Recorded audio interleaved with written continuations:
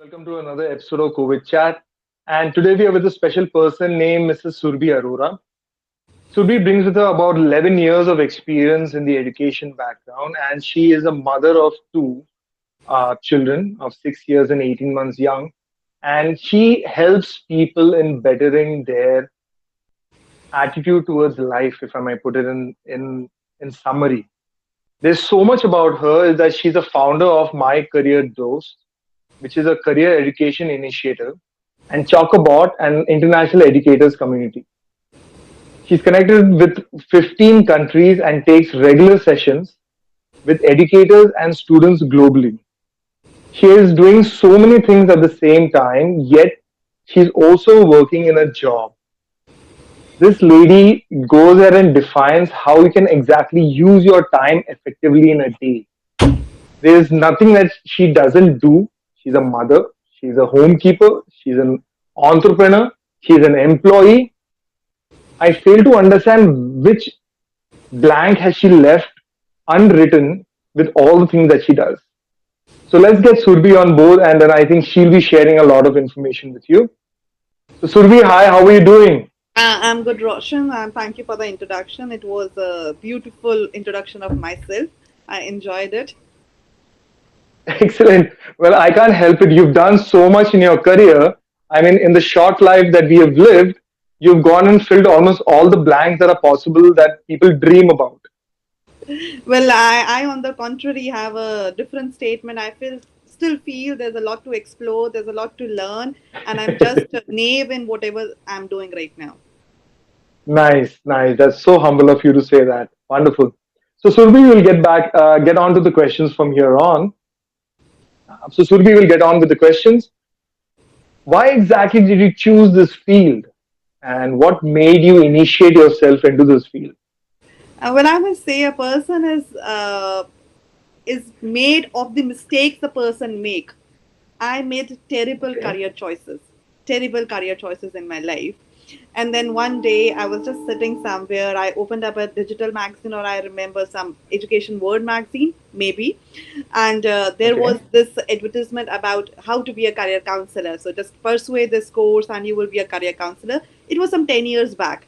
At that time, career counseling as a trade was not that much into the trending times, I must say, the way it is today.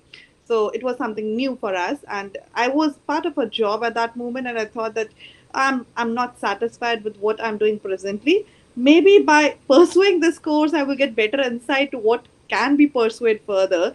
I never had this plan of going into career counseling then as a career specifically, but yes, I wanted to give it a try. So I went. I just collected money. I must admit I'd never had the money for the course at that time.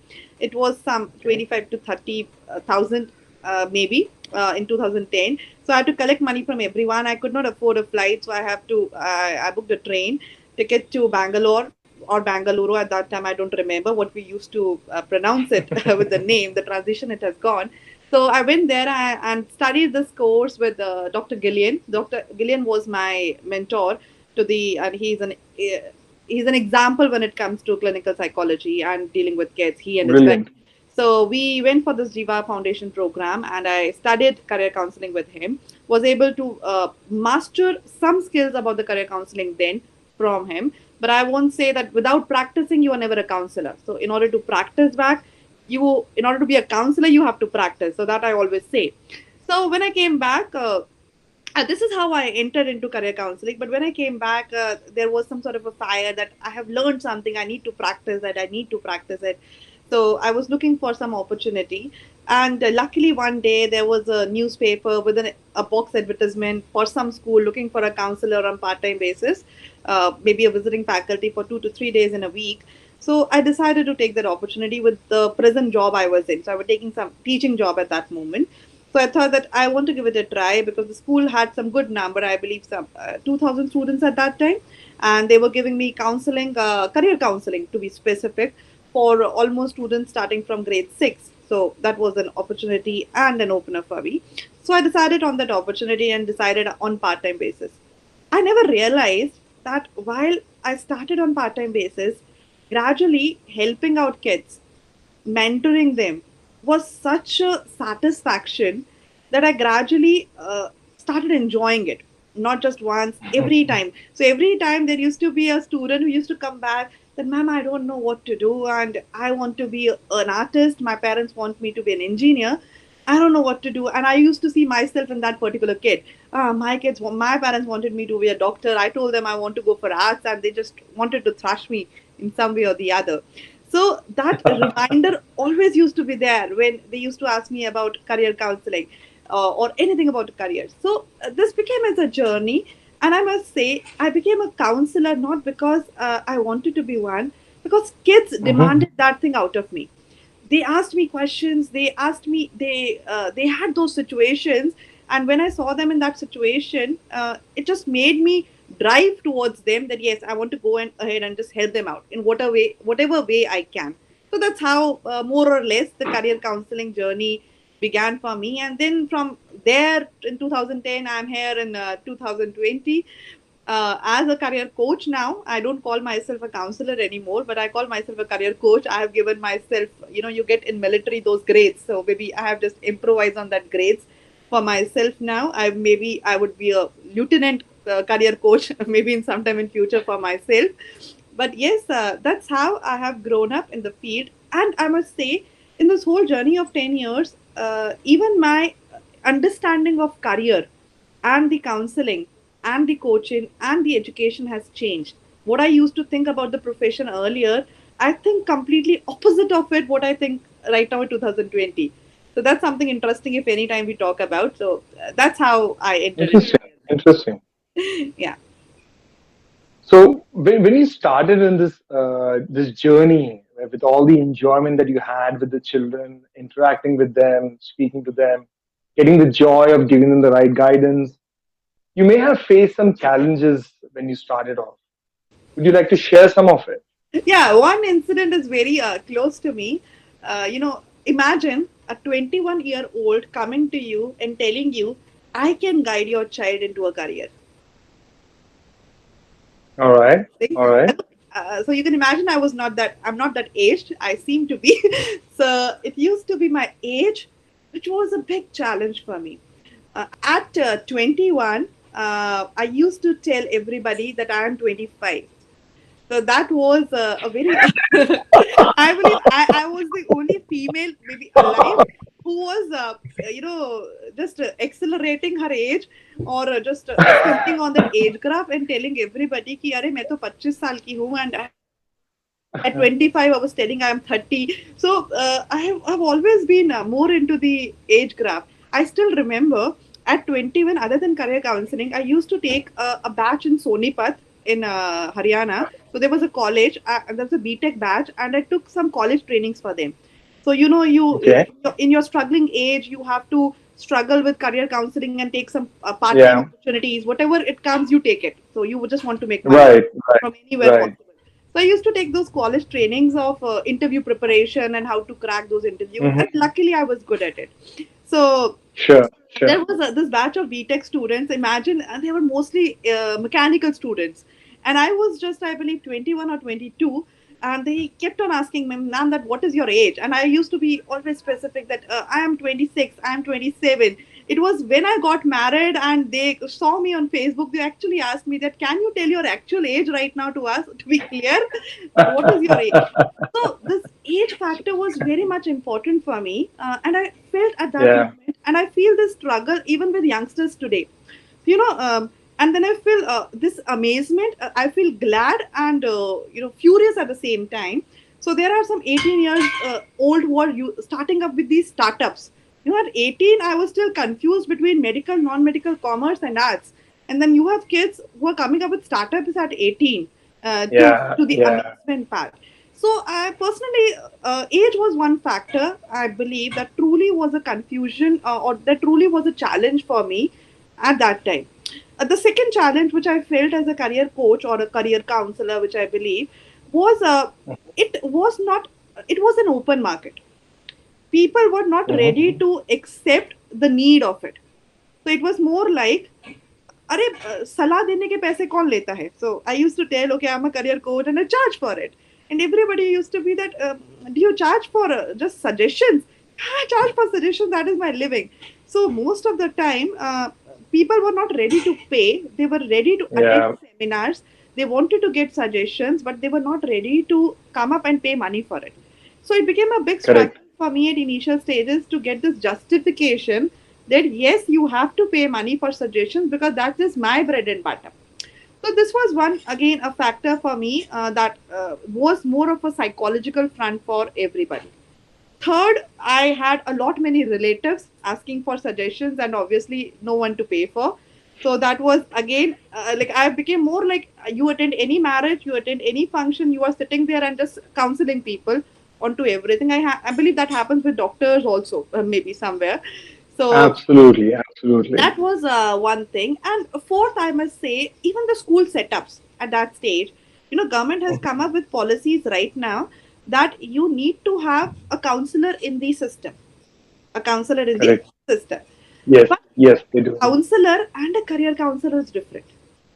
And I tell people Right. about it. So when there's a child counselor, they will counsel the child more on the emotional front, the social front, the psychological front that they have to undergo on day-to-day basis.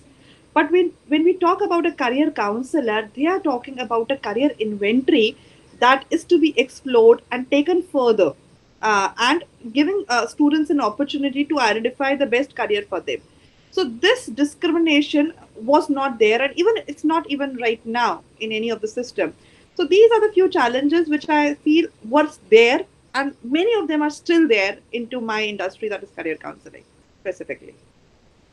Brilliant. My God, the amount of challenges you face. I mean, with all these challenges that you face, what motivated you to continue with this for it's almost a decade now, or a little more than that, maybe? So, since 2010 and now 2020, what motivated you to sustain it for such a long time? Because I still feel I think the motivation over here was never money. That I have to very much clarify. Mhm. So financial front was always a challenge when it comes to career coaching and or career counseling. It's a very unorganized sector, I must say. You have to It go is. there and It you is. have to make Yes. your own niche and you have to develop your own setting. It's not an Yes. established Yes. market like a coaching center is something you go there, you open up a center, students start coming up. No, so this is some completely different to what we do. So the motivation factor was something, maybe the name, my career Dost, it was always with me. It became more or less a part of me.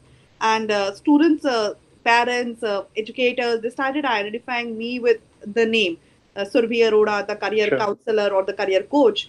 So this name became more of a surname to me, I must say, and Mm. it kept on driving me. So whenever somebody says, "Okay, who are you?" I'm a career counselor. So it became more or less a driving force that you start attaching yourself with something. So that is more of a Interesting. motivation. And if I must say, it is a genuine reason for me. And also, when I see students, even these days, though I feel there is one part of me which says, Ki, Arey, this is an unorganized sector, don't go for it. Just plan on Mhm. something which is more organized. Then there is one part of the brain which says that still there are so many students who are totally blank of what will happen to that career. I almost decided that I don't want to continue with the career last year, and then there was a news. I'm not sure. Like if you may be aware about it, when it was said that some school in a southern state of India and some students in Mhm. southern states of India, there were some 28 students who committed suicide on the day of the result. 28 students Right. Right. committing suicide on the day That's of the result. these days now in Yes. India, it's kind of regular these days that Yeah, and I students. was going through the statistics, and I was going through this. After that, I went through the statistics, and I realized that there are one suicide per hour. So the ratio of suicide in India Absolutely, is one absolutely. suicide per hour, and almost 75,000 students committed suicide in 10 years. This number is so big, and most of them are actually clueless what to do with their careers. So there I feel Right. that it becomes our moral responsibilities to develop that education and streamlining the complete process for these students. And where Mm. I still feel that the necessity is there, but the need is something we need to develop. So necessity Yeah. is there, but we as career coaches have to develop that need in parents and students, and that can be a success. It's so nice. So nice. So in all these 10 years journey, you've been there, you've faced the challenges, you've woken yourself up every day to face a new challenge on that note. In these 10 years, would there be any instance where you would want to turn back time and maybe make it a new change, a better change, so that your career would have developed much better on that? Or something you would have liked to do much better early in your career, which you're doing it today? I must say, like, I'm quite satisfied with my career choice, not the career choices, but I'm pretty satisfied with how my life turned up. It was nothing in bonus. It was this constant struggle. We kept on doing up. We kept on growing up. So me and my spouse, we have been together parallelly in all this journey. So Wonderful. it was a good experience. But however, one thing if I would have done best in my life was to go back and not choose medical and instead choose humanities, arts, to be very clear.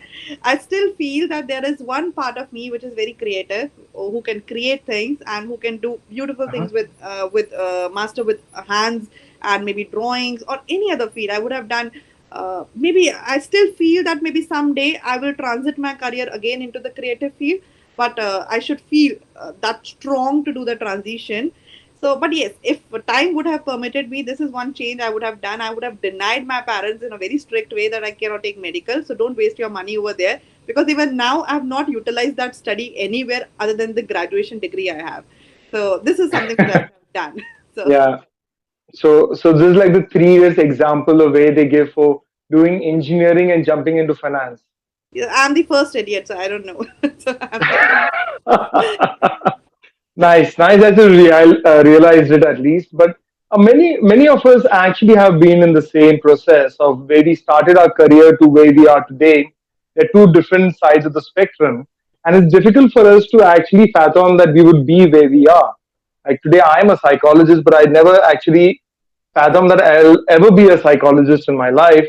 I hadn't dreamt of being a lawyer, but I think just the events of life took us in a different turn. So in all these changes that we're going through, there are many people who are like you and me, who started a career in one field and maybe ended the career in another field. And in the middle of the career, they made some multiple changes. What would you be? What would your advice be to these people who are either starting the career or somewhere in the middle of their career, where they are a little bit in a question about their own abilities and their own purpose of their life? What would be your message to them? okay, so my message would be in two perspectives. One would be a generic one, and one would be specific, because when you are into the beginning of a career, your priorities, your responsibilities are different. When you are in mid of a career, again your priorities and responsibilities cannot have the same advice for both of them. But yes, there is one advice which applies to both of them, and that is career education. Uh, I told you in the beginning that in 2010 I had a different perspective of career coaching and career counseling, and then by 2020 I am totally opposite into the approach that I had then. So this is the difference which I realized, and which was all of us undergo a lot of career change. We are not just one example. You just pick up example. I see people I'm surrounded by people who have changed their careers. Some have done that after plus two, some have done that after graduation, some do after 5 years, and some do in 40s also. So there are people who are changing their careers now and then. So the important part is career change can happen or will happen. Any situation can be there. So the most important part is that is career education. Now, what do I understand by career education? Educating yourself about careers. That now, what is educating about yourself about careers? Supposingly today I say that data science is a promising career, for instance. Now, when I talk about data science, is the name sufficient? No. What should I look in that career? My first thing should be, what is the name of the career? So, data science is not a career, data science is a stream. So, you become a particular data scientist, or you become a data analyst, or you become an engineer into that particular stream. So, the name of the stream and the name of the career is different. So, you must understand that what is the name of the career. And the second point is, what is the role that you have to play when you enter into that career? The role has to be very much clear. Third thing, are you clear about the investment that you will make in order to reach to that career? Because every parent cannot afford that much investment if you are into the beginning of the career specifically. So what is the investment that you have to make? Third, fourth, I must say that what are the returns you are getting? So I'm very much clear. If I'm a Mahajan in background, Arora after marriage. So Mahajans are more into Okay. business oriented. So if you may know. So what I always say that हमने इतना पैसा लगाया आ कितना रहा है. So that is a bit of an analysis why, especially when you are actually picking up loans. So if you're taking up loans for your education, that is one place where you have to be very much clear ki, are we getting that returns? Most of the time it Mm. happens, we pick up a career, we don't get returns. So these are the mistakes all of us are allowed to do and all of us do. But if you're talking about a career plan, so this should be the plan. Then the next thing is I talk about the work responsibilities. Now I will tell you an incident. People, kids are sharing up that, "Ma'am, I want to be a civil engineer. I want to be, merchant. I want to go into merchant navy. I want to go into mechanical engineering." And then you come back and you tell them, "Okay, what do you do in civil engineering?" I know I want an AC job. अरे भैया civil engineers को AC job नहीं मिलता है. So that is where you need to educate kids that अगर आपको AC वाला नौकरी चाहिए, आपको टेबल पे बैठना है, कुर्सी पे बैठना है, अगर वो चाहिए तो सिविल इंजीनियरिंग और merchant navy is not the job. You will have to select a Right. different career. So just don't listen to people and go for that option. Now, so these are. I had a student recently who told me that, "Ma'am, I want to go become a data scientist." I said, "Why you want to become a data scientist?" People are saying it's a promising career, and you and I, we all are Mm. seeing all the publicity happening these days for this career. Absolutely. But Absolutely. I told her, you are horrible with math. Like you hate math. Yes, then what? I will become data scientist. They are saying because they are getting money out of you. They are saying you can become data scientist without math. You need to at least be good with Yeah. maths at some stage. So I told her specifically, Absolutely. either develop that aptitude towards math or leave it Mm. completely. So you have to develop that love in some way or the other with this subject. So it's a skill, you can get it, but you need to have वो नियत होनी चाहिए with that subject. So that becomes Correct. important. Correct. So when it becomes now when I talk to people, I always say that if you're into the beginning of phase of the career or you're into the mid phase of the career, the first step has to be career education. Don't just listen to Okay. people and take choices. Something which is good for you. Maybe you're a very good psychologist and I'm a good career counselor, but maybe in a vice versa situation, we may kill each other. Maybe. So Maybe. we never know about that scenario. So I always say that whenever you're picking up a career, please make sure that what shoe fits you best. That's one thing. And then just don't go for one choice that you know about or you have been listening about. So you have to find up choices by doing a lot of research work. So you have to pick up your personality and then you have to do a lot of research that, okay, this is the career. There are more than 16,000 careers available. People talk about Absolutely. just a few, like 50 to 100 careers maximum. So why Mm-hmm. nobody is Mm-hmm. talking about the pending careers? Because nobody knows about it. Once you know about it, Absolutely. you will find your interest in that career. So that's what I say. So for me, if you ask me, the first thing has to be career education for both the areas. Now the second place is when you're Mm-hmm. choosing a career, it has to be on basis of how responsible you are for others who are related to you. So if I am a helping hand, if I am a earning member, if I have people who are dependent upon me, so I have to, you always count. So I have two kids, they are dependent upon me. So if me and my husband we are planning a career change, we will decide, okay, you earn this much, I earn this much, we can take care of the kids, we can take care of the family. So let us plan a career change. So Absolutely. the complete Absolutely. scenario of planning your career with the dependents is very much important. So initial phase you can still take Right. risk, but when you enter into this stage like ours, it's very much difficult to go for a career change and it needs more planning and more research in comparison to what you have done earlier. And the third thing is Absolutely. you must look at the trends. आपको trend देखना बहुत जरूरी है. What is trending at the moment? So usually people pick up careers which are in trending at the moment. I always say try Mm-hmm. to Mm-hmm. predict what will be in trending post in 5 years or 10 years.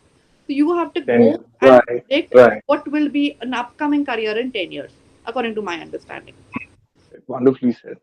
That was a wonderful message. I think a very nice, detailed message for the young generation and for those in the midlife of what career and how to develop your career over a period of time. It was so wonderfully said on that. So, um, Surbi, if I may ask you, what is the difference that you as such are helping society with and all of this that you're doing, how do you think society is being benefited with your expertise that you have in hand? Now that's a difficult question. I don't know how much the society is getting benefited. That's a challenging question for me to be sure. But yes, if I talk about more into very practical terms, so I usually divide my work into I'm charging for it, I'm not charging for it. So I have very clear Mm-hmm. demarcation. So I do a lot of sessions, I do a lot of trainings, I do a lot of welcome sessions, or I think charity sessions for government schools, for government teachers, and for people who cannot afford, or maybe even for good schools I'm related to, just for the education purpose. So I do sessions for Sure. parents also and for kids also. I do in a very generic form. Then there is also a second strata where I know people can afford and they can pay me a good money. So I charge from that particular segment. So for me, it's a very clear demarcation. Here you charge, here you don't charge. So that becomes very Mm-hmm. easy for me. See, I'm not a person.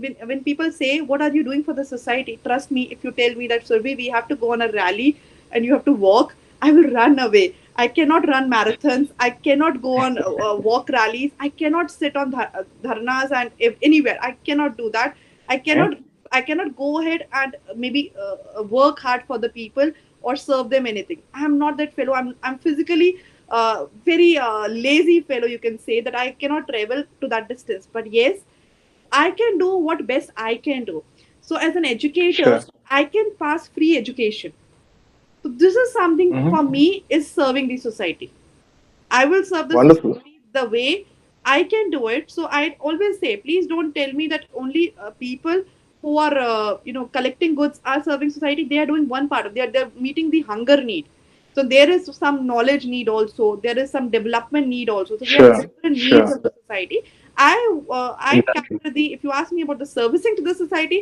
So my service to the society is I do a lot of education work for people, for organization, and I don't charge for it. It's more on my thing that okay, fine, I just want to do it for you, and let's do. That's it. Nice. Thank you so much for this kind of nice, detailed message that you've shared with our viewers on that. And our viewers, I'm sure, are very motivated through this message that you've shared with them. Surbhi's connect details are given in the description below, so you can always go ahead and connect with her. If you're not able to reach her, then you can reach out to us at Wisdom 3, and we'll be able to connect you with Surbhi. Surbhi, where are you located in India? Are you in Mumbai, Delhi, Bangalore? Presently, I'm putting up in Ahmedabad, Gujarat. Oh, in Ahmedabad. That's just wonderful. That's just wonderful. So, are you able to reach out to people across the cities, or are you taking care of students who are in Ahmedabad only? See, I don't do any personal sessions because my daughter is quite young. She's 18 months. I do all my sessions are planned online. So either I have a tie up with the school who invites me and I be there for 2 to 3 days and I be with them. I help out the kids and then we do the follow up sessions on online. So most of my 80% or 90% you could say the modules are created in a way that they are operational online. So we do online testing and then we do online all the sessions are online most of the times. It's only in 10% cases if I am onto that location nearby or maybe I can travel to that particular location when there is a good number of schools. At times there are like 3 schools welcoming you all together for a week. In that moment I travel. Otherwise I avoid traveling, and for next 1 year I'm pretty sure I'm avoiding traveling in any So case. that's nice. So that's why we had the COVID chat, so Yes. that people can meet us online. And it's great that you have the online opportunity, because many people from across other states, apart from Gujarat, may want to get in touch with you, and they have that opportunity, which actually opens many doors on that as well. So once again, thank you, Surbhi, for joining us on COVID chat. And we are trying to empower people as much as we can. Please like, share, and comment the video. If you do like these series, then you can share the whole series with your friends and family, and keep watching because there's more to come. See you soon in the next episode. Okay. Thank you, Roshan.